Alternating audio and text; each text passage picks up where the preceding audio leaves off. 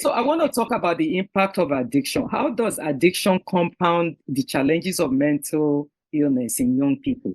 That is a great question. If you looked at the brain, and you picked out the parts of the brain that are responsible for addictions, the frontal cortex, the amygdala, hippocampus, we describe these structures as the reward pathway. Reward pathway because when you do the drug, you feel good. And those places, really just light up. But if you looked at the neuroscience of mental illness, any mental illness you pick out, depression, anxiety, schizophrenia, PTSD, those same structures that are involved in the reward pathway are the same structures that are responsible for your depression and anxiety. So, for example, the amygdala is the part of the brain that encodes memories, the hippocampus and the amygdala.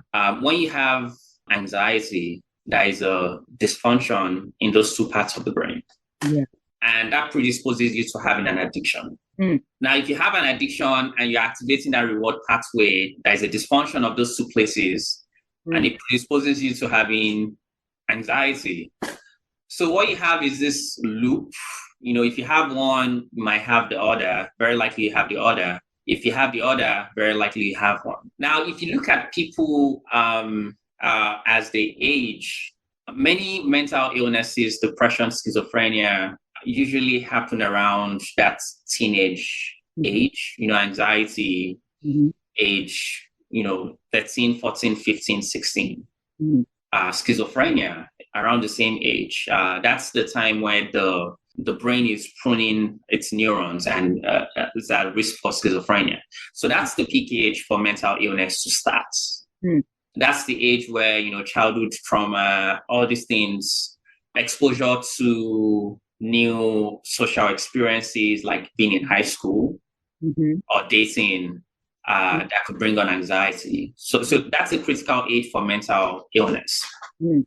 Now, for the addictions, that's the age where your brain is not mature enough to make good decisions. You're still very impulsive, but you're also exposed to new social experiences. So, a child has his friend bring him a drink of alcohol. Hey, let's try this. But the brain isn't strong enough to say no. The brain is impulsive, but the brain is also very malleable at that age. Like I said, there's a lot of pruning and growth going on. So if someone starts using alcohol regularly at that age, they are very prone to have alcohol use disorder for the rest of their lives. So both are very intertwined. In fact, the younger, one of the questions I ask my patients when they come in is, when was the first time you actually tried this drug? When was the first time you drank or you smoked the cigarettes? The younger the age, the more likely they are to have problems with the substance.